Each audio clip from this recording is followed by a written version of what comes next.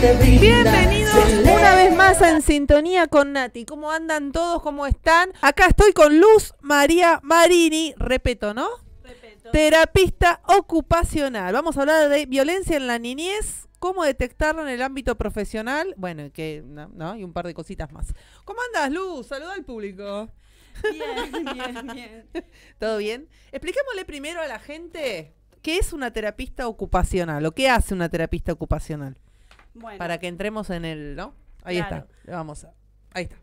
bueno, Contales. terapia ocupacional Sí. es una disciplina que se dedica a reinsertar en la ocupación al sujeto. Por lo general trabajamos principalmente con discapacidad, pero bueno, también podemos intervenir desde el área social. Ujú. Yo en mi caso trabajo con primera infancia. Ah, qué lindo. ¿Qué sería de qué edad queda? Y hasta los 14 Ah, años, ok. pero por lo general, últimamente, digamos, la mayor cantidad de población que atiendo son niños que tienen hasta 6 años, 7 como mucho. Okay. Ay, muy chiquitito. Sí. Perfecto. Sí. ¿Y la terapista ocupacional va a los colegios, lo acompaña en los colegios, todo eso o no? ¿O es un trabajo más de consultorio, digamos? En mi caso... ¿Es lo mismo o no? Acompañamiento terapéutico. Oh, me trabé. Acompañamiento terapéutico, lo mismo que terapia ocupacional, no. No, son Ah. dos roles diferentes. Ok. El acompañante terapéutico sería lo que decimos un cuidador calificado, Ujú. que cuenta con una formación para poder, digamos, cuidar, asistir, pero al mismo tiempo como trasladar las pautas que sugerimos los terapeutas para que se hagan en la vida cotidiana. Ok. Por eso siempre decimos que son un pilar muy como fundamental en el tratamiento de cualquier niño, Mira. porque nosotros al paciente lo vemos una vez por semana 40 minutos. Tal cual. El acompañante terapéutico es el que está más tiempo con el paciente. Ujú. Entonces es muy importante. Claro, lo ideal es trabajar en conjunto, ¿no? Sí, Digamos, no. terapeuta ocupacional, el acompañante, el psicólogo y todos los que... Sí, por lo general sí, es como, o sea, no, tiene que ser así. Tiene Es que un ser. tra- Sí, no siempre se da, pero tiene que ser así. Claro, es un trabajo en equipo, articulado entre colegio, familia, pero es muy importante como esta articulación de la familia con los terapeutas, el colegio. Nosotros, principalmente yo, trabajo con niños que tienen muchos problemas sensoriales, Ah, entonces mirá. vienen muy desregulados. Y el tema sensorial es como que ellos necesitan como adecuaciones y estrategias propias en el contexto donde se mueven. Ujú. Entonces, para eso es muy importante que las familias puedan, digamos, trasladar lo que uno les sugiere en el Tal cual. consultorio a la casa, Ujú. ¿no? Que el colegio también pueda, digamos, de alguna manera favorecer todo esto en el aula y también empezar como a comprender al niño, porque es como que yo siempre digo, ellos son como guerreros, porque vienen y van al colegio, hacen 500.000 terapias, se esfuerzan un montón Tal cual. para poder encajar en los diferentes ambientes y por ahí uno, desde su lugar de terapeuta, vemos que por ahí los diferentes ambientes no hacen un gran esfuerzo por incluir a ese niño, más allá de que se habla de la inclusión y que se habla de, no sé, la modificación en el vocabulario. Pero Sí, la tal rea- cual. Bueno, es un tema ese del vocabulario. Pero la realidad es que la verdadera inclusión se da cuando vos te encontrás con una maestra empática, Tampoco están la receptiva. mayoría preparadas para eso, digamos. No tienen mucha formación. La realidad que no. No, y generalmente los pares de ellos, digamos, los compañeritos no son el problema. El problema son los adultos, en la institución, digamos, o los padres de los compañeritos, ¿viste? Es como que el problema por ahí viene por ahí. Y yo creo que es un poco un problema social Sí, también. obvio. Y además, si bien es cierto esto que vos decís, que las maestras no están preparadas para trabajar con un niño, ponele con autismo, o que tenga problemas sensoriales, Ujú. la realidad es que hoy por hoy es la población que están Sí, recibiendo. Es terrible el número. Hoy por hoy no existe una sola aula que no haya un nene o dos nenes o tres nenes con autismo, con TGD, con TEL o con problemas sensoriales, que hoy por hoy, gracias a Dios, se está dando mucho a conocer lo que es la integración sensorial. Que antes... ¿Qué sería el problema sensorial? ¿Tiene un nombre como el autismo, como el TGD o eso? ¿O está dentro de eso, del TGD y del...? Te pregunto porque no sé. La integración sensorial tiene, o sea, es parte del desarrollo evolutivo de todos los nenes. Ok, como sería el lenguaje, por ejemplo. Atrasado en lenguaje puede ser un problema trastorno sensorial. Solamente eso, digamos. El resto puede estar bien. Pasa que vos tenés casos, o sea, yo tengo un pacientito que por ahí lo diagnosticaron con autismo en la niñez. Sí. Pero la realidad es que cuando lo empecé a atender, empecé a arreglar arreglar, suena feo, pero empecé bien. Como a intervenir en las cuestiones sensoriales. Sí. El nene empezó a tener atención conjunta, empezó a conectar. Entonces, como que yo tengo un poco esta teoría de que a veces en realidad no es autismo, es un problema sensorial que ahora lo voy a explicar, que impacta en todas las áreas. Claro, sí. Digamos, integración sensorial tiene que ver cómo nosotros en nuestro cerebro vamos procesando la información que recibimos del entorno.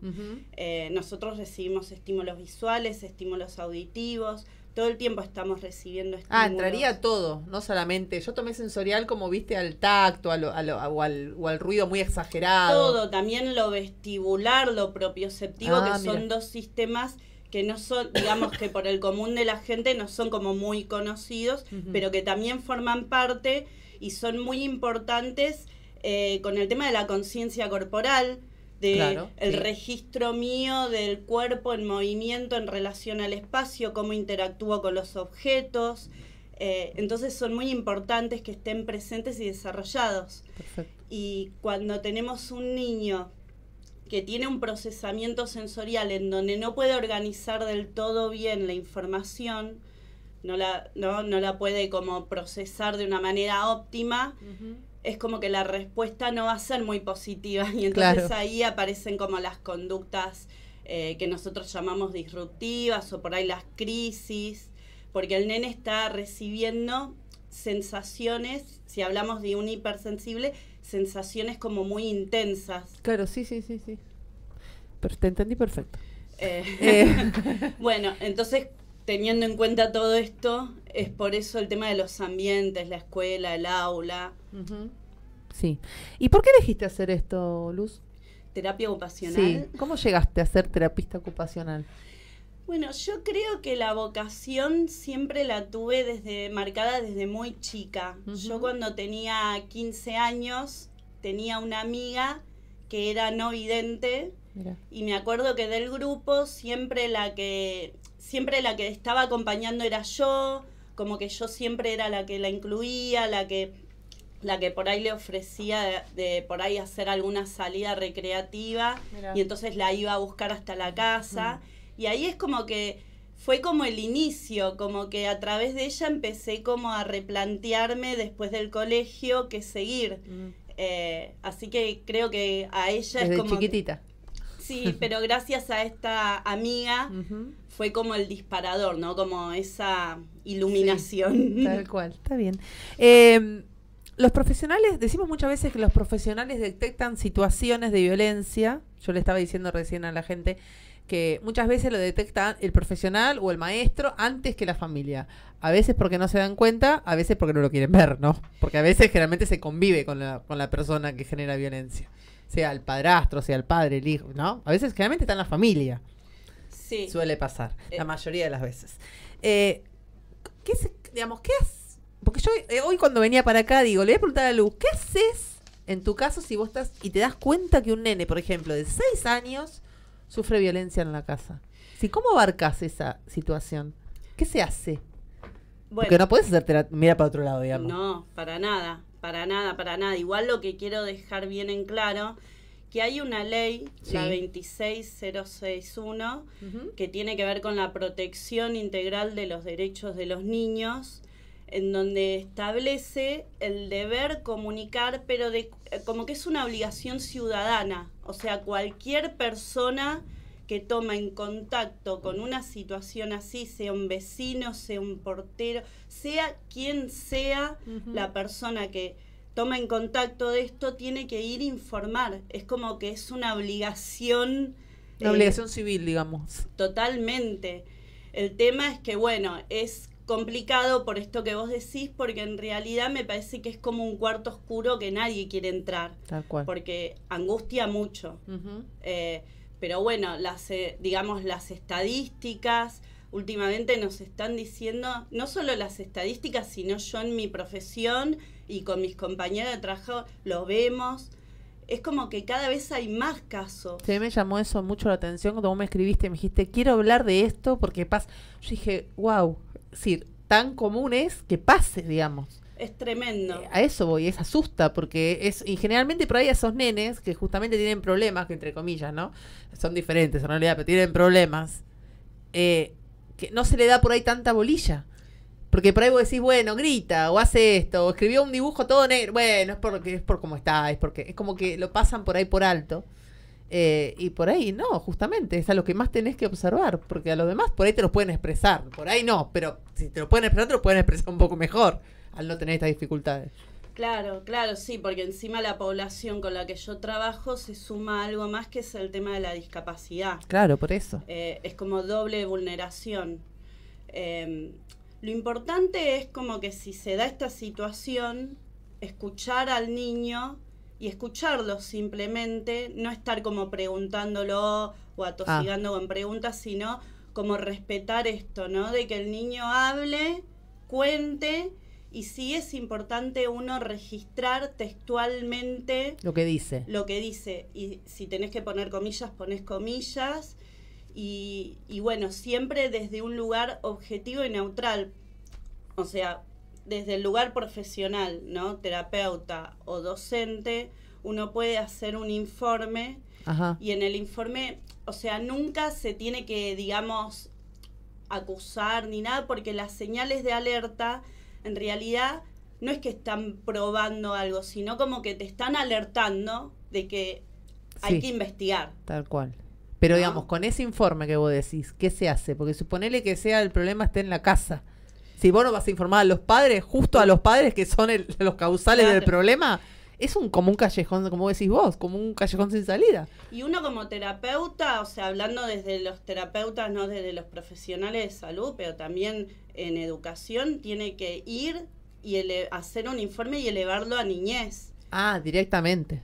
Sí, totalmente. O sea, haces un informe donde haces una descripción, poniendo datos personales, descripciones ambientales, cómo está conformada la familia, cómo es el grupo conviviente, cómo, o sea, si son padres separados se aclara también. O sea, es como que es un informe lo más descriptivo posible, siempre desde un lugar como objetivo, ¿no? Uno no puede estar acusando o usando la palabra abusador o maltratador. Aparte hay un montón de de tipo de violencia, no solamente que lo abusen sexualmente. No. Lo pueden pegarle, le pueden insultar, estar todo el tiempo insultándolo, bajando, claro, digamos, ¿cómo se dice? Emocionalmente, que cuando lo tratan, vos no servís para nada, anda, callate, todo así, bueno, eso también es violencia.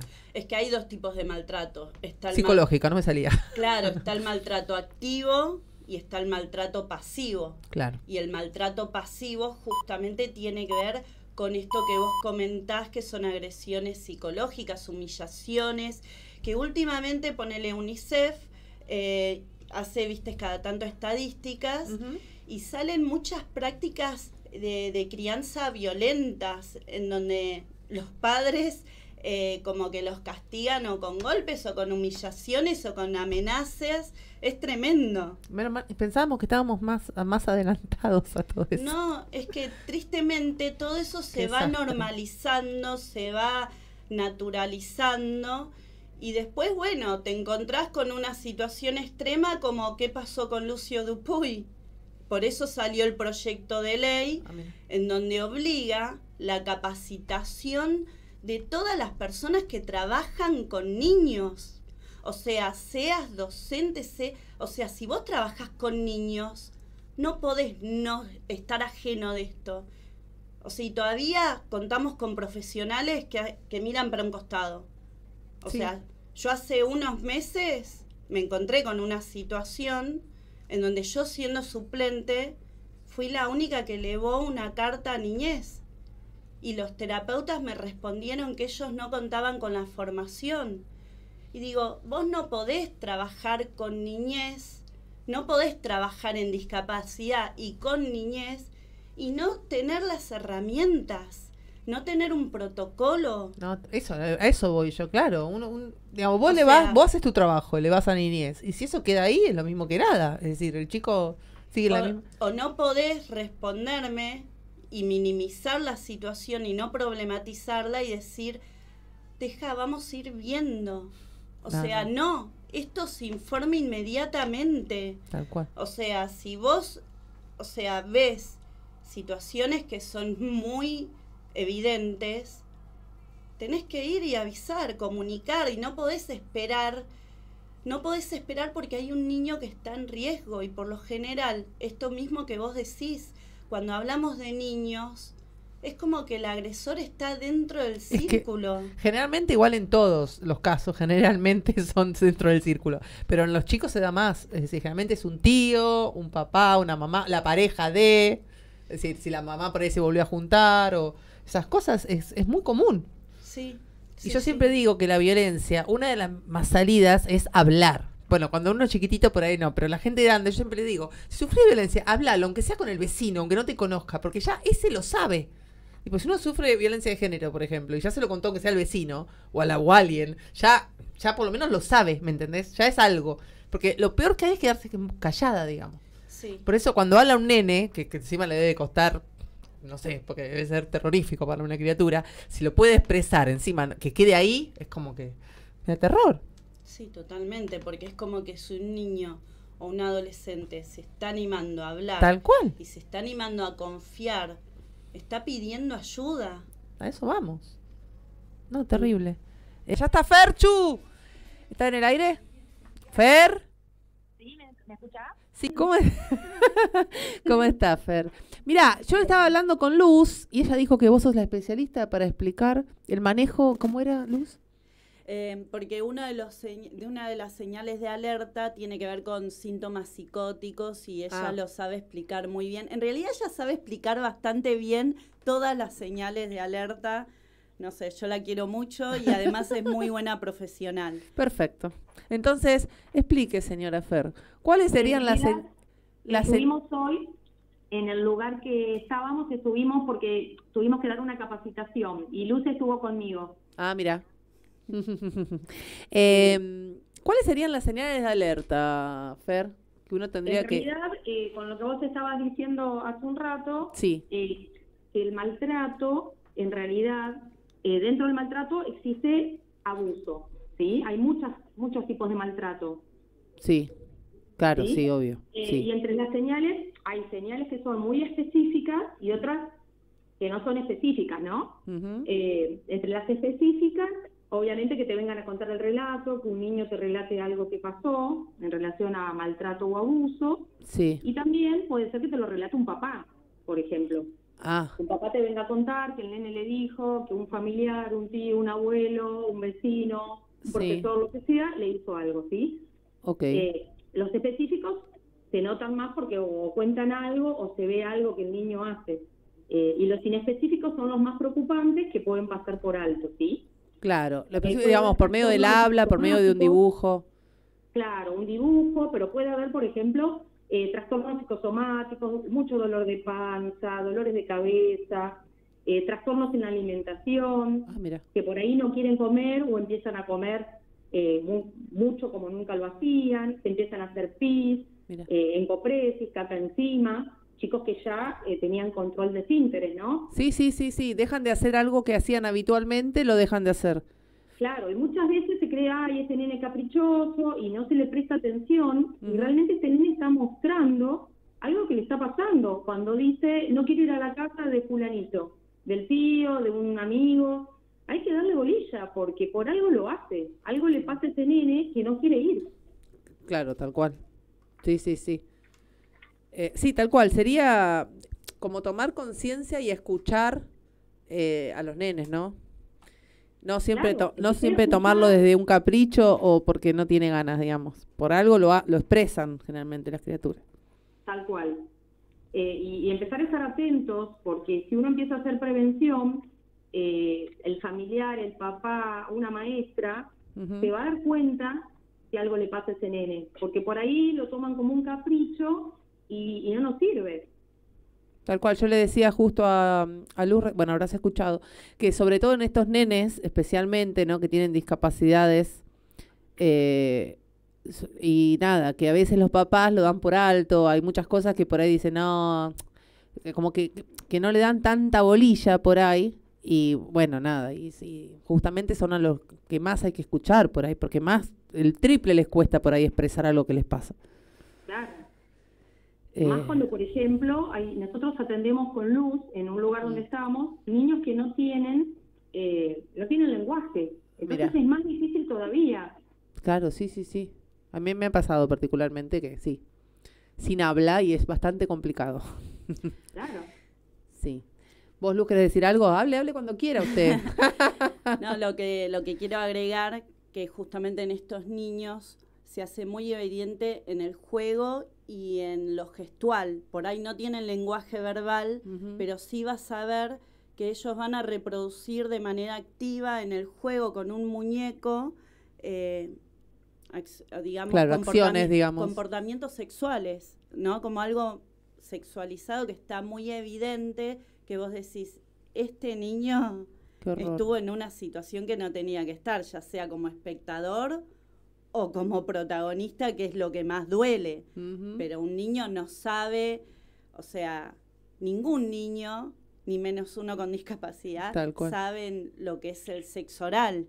Y si vos ves a un niño haciendo eso con un muñeco, terrible, se te tienen que encender todas las alertas. Sin embargo, hay todavía profesionales que tienden a minimizarlo. Y sí, eso es lo preocupante. Aparte, ellos expresan mucho, es verdad lo que vos decís con el cuerpo. Por ejemplo, si son maltratados en la parte verbal o que le gritan mucho, vos por ahí nunca le gritaste y una vez le gritás y se ponen como, se tapan todo y se cubren todo como si le hubieras, no sé, pegado y vos nada más hiciste, por ahí le gritaste, no te digo que le hayas gritado, pero me refiero que cualquiera le grita y reacciona 10 veces peor que cualquier nene normal, pero porque justamente es algo que él ya vive todos los días, ponele. Eso por ahí hay que estar un poquito más atento. No, un poquito no, hay que estar atento. No sé, Fer, si querés agregar algo. Sí, que en relación a todo esto, a veces pasa que los niños dicen, bueno, empiezan a tener pesadillas, terrores nocturnos, no querer ir solo por ejemplo, al baño, que quieren que los papás los acompañen. Todo eso hay que prestar atención, porque el niño, si tiene una regresión, por algo la tiene, algo le está pasando. Tal cual. Sí. Y yo le había preguntado a Fer cuáles eran los pasos a seguir. Ella me dijo que uno de los pasos que ella tenía que hacer, obligatorio, digamos, me lo aclaró, era elevar como un informe a la niñez. Yo le preguntaba, después de eso, ¿qué viene? Porque si ella me decía que muchas veces ella lo presenta, o bueno, profesionales lo presentan, y eso queda ahí. ¿Qué se hace? Porque, digamos, como profesional tenemos, Luz me decía que ellos no tienen colegios de terapista ocupacional, pero los psicólogos sí, y también hay todo un reglamento, pero en realidad hay que hacer la denuncia en el servicio local. Acá en la zona, en provincia, tenemos el servicio local de niñez, adolescencia y familia. Creo que en Capital no sé si hay servicio de niñez así o desde otro punto. Uno eleva un informe descriptivo de lo que contó el paciente, si le pegaron, si fue un abuso o lo que sea, siempre entrecomillado, contando lo que pasó, y desde niñez empiezan a hacer un seguimiento.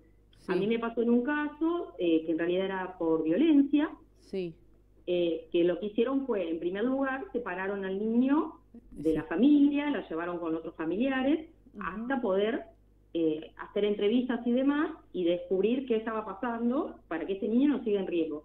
Entonces, Niñez hace un seguimiento. Yo no soy especialista, ¿no? Trabajo con niños, tuve muchos casos, pero Niñez empieza a hacer un seguimiento con gente especialista del lugar, para tomar determinaciones para que ese niño no siga en riesgo. Claro, porque lo que yo le decía a Luz, que generalmente eso se da lamentablemente en el circuito familiar. Entonces, que a mí eso es lo que me preocupaba, le decía, porque si uno, digamos, ¿qué le vas a decir a la mamá? Tipo, ella encuentra el problema de violencia, pero le va a decir a la mamá que es justamente donde está el problema, digamos, en la casa.